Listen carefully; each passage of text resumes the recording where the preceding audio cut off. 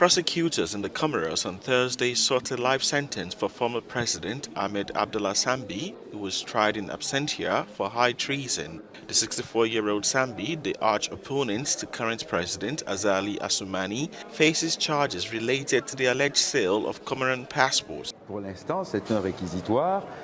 For now, it's an indictment. In its severity, it is justified because we have to deal with a justice that has been almost trampled, if not botched by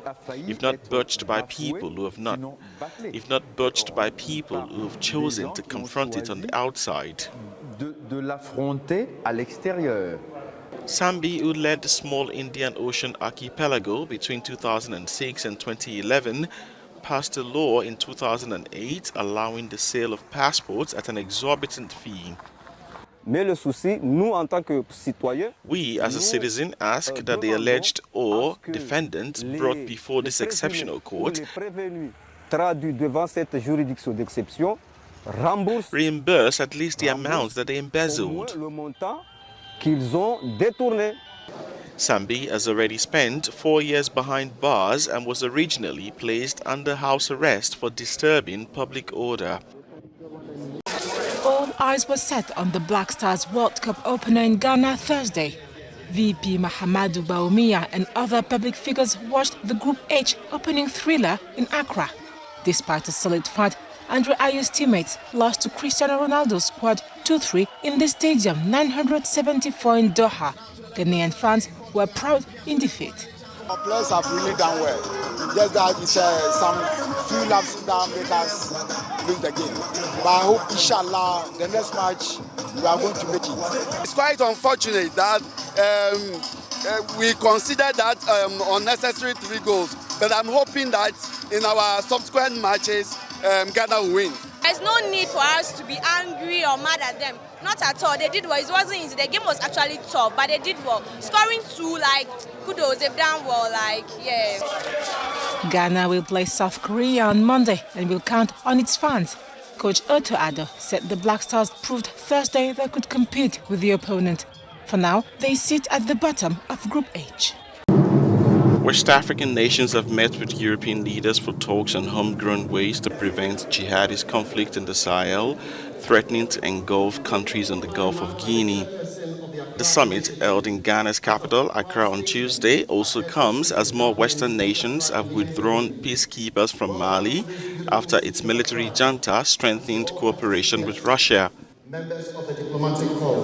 Our assessment points to the fact that support from members of the international community will be needed, but we remain firm in our commitment to shoulder a greater part of the responsibility required whilst engaging international partners who are willing to respect our status as a homegrown initiative.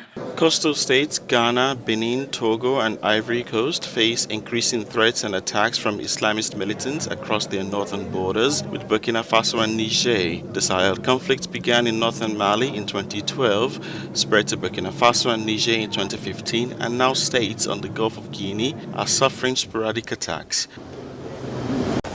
A new day beckons for Senegal at the World Cup. Beaten by Netherlands in their first match in the tournament in Qatar, the Lions of Teranga must react this Friday against the host nation. Like Edouard Mendy, the African champions were unusually weak defensively last Monday. For the second match, they will have to do without their key player, Chekwe Kouyaté.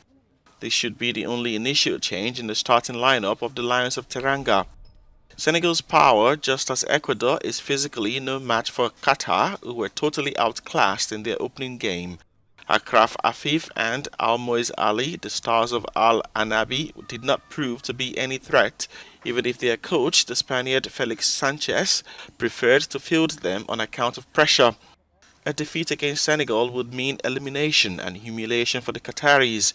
Senegal will also have an eye on the clash between the two leaders of the group, the Netherlands and Ecuador, hoping to secure their qualification from the group against the South Americans next week.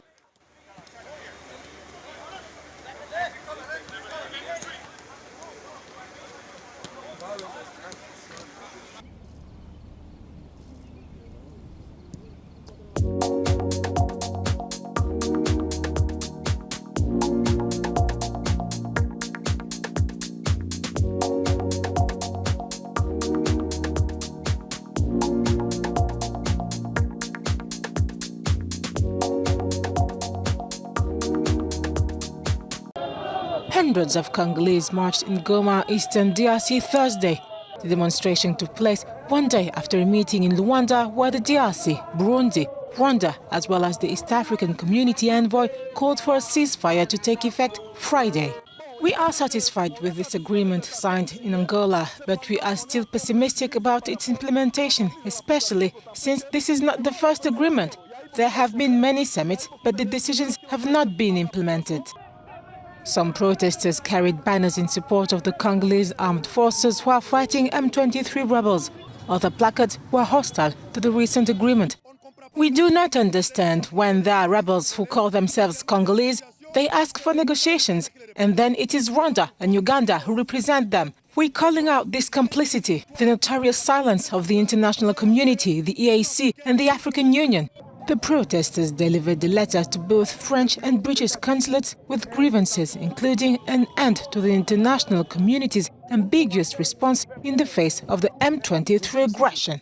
We demand that the international community as a whole asks the Rwandan and Ugandan heads of state to urgently withdraw their fighters camouflaged under the label of M23, RDF, UPDF, and that it sanctions Rwanda and Uganda for aggressing the Democratic Republic of Congo for more than 25 years.